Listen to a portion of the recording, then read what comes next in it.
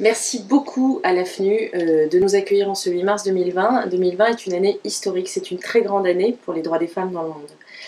Je voudrais d'abord dire que Susan Faludi, qui est une intellectuelle américaine, a écrit en 1993 un livre qui s'appelait Backlash, la guerre froide des femmes. Et ce livre dit qu'à chaque fois qu'il y a des progrès pour les droits des femmes dans le monde, il y a des reculs, il y a des obscurantismes qui se dressent. Et on est aujourd'hui typiquement dans cette situation.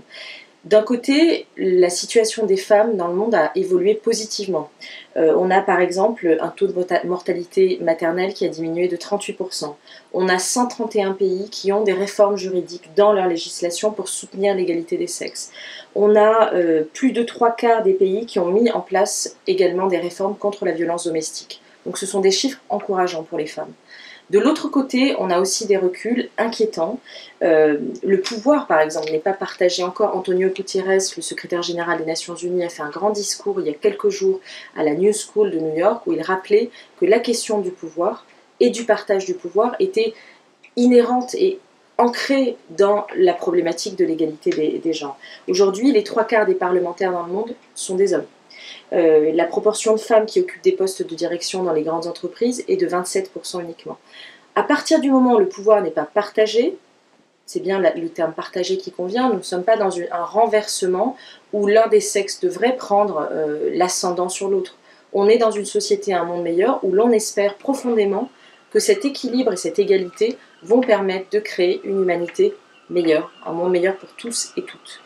Donc c'est le premier point que je voulais partager avec vous en ce 8 mars, l'obscurantisme. Néanmoins, on a aussi beaucoup d'espoir, puisque cette année, et ce sont les 75 ans de la création des Nations Unies aussi, donc c'est une grande année pour nous, on a le Forum Génération Égalité. Alors qu'est-ce que c'est que le Forum Génération Égalité? Il y a 25 ans, il y a eu un grand forum multilatéral État où un texte, une déclaration et une plateforme d'action ont été prises qui sont à ce jour les plus avancées en matière de droits des femmes dans le monde. Hillary Clinton a d'ailleurs fait un grand discours, un très beau discours. Elle nous dit en fait les droits des femmes, ce n'est pas qu'une question de femmes, c'est une question pour l'humanité tout entière, c'est une question d'universalité des droits. Et cette année, on organise ONU Femmes, conjointement avec le gouvernement français et le gouvernement mexicain, un nouveau forum, société civile. On va accueillir 5000 personnes à Paris, 5000 activistes du monde entier, femmes, jeunes femmes en particulier, garçons, hommes évidemment, pour rappeler en fait aux dirigeants de ce monde qu'il faut accélérer, que les objectifs de développement durable des Nations Unies nous indiquent qu'en 2030 on a des seuils, on a des cibles à atteindre pour que ce monde soit meilleur, et qu'il faut accélérer ensemble. On va se concentrer lors de ce forum sur 6 sujets majeurs pour les droits des femmes autour de coalitions d'action.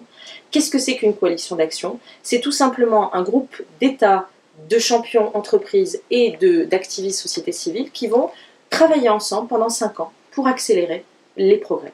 Donc 6 sujets pour nous importants: la justice économique, la justice climatique, les droits sexuels et reproductifs pour les femmes, l'innovation et la technologie, les mouvements féministes et le leadership, et évidemment la lutte contre les violences, qui est un sujet très important pour les droits des femmes. Donc ça, c'est le forum Génération Égalité. Pourquoi Génération Égalité? Parce que depuis des décennies, depuis des siècles, ce sujet n'est pas réglé.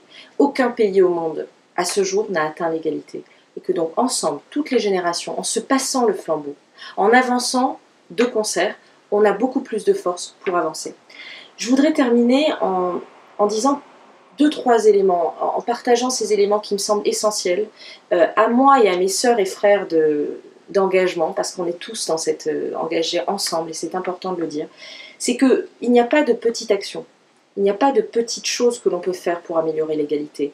Si demain vous citez une femme pour qu'elle soit présente dans une conférence, si demain vous valorisez sur les réseaux sociaux une de vos amies qui a fait quelque chose et qui n'ose pas se mettre en avant, si demain vous demandez de manière plus large la non-impunité et la justice, si demain vous vous engagez à votre niveau, modestement ou moins modestement, avec vos moyens pour l'égalité, vous contribuez à créer ce monde meilleur. Et donc il n'y a pas de petits gestes. Chacun a du pouvoir. Chacun peut changer la donne. Et ça, c'est très important.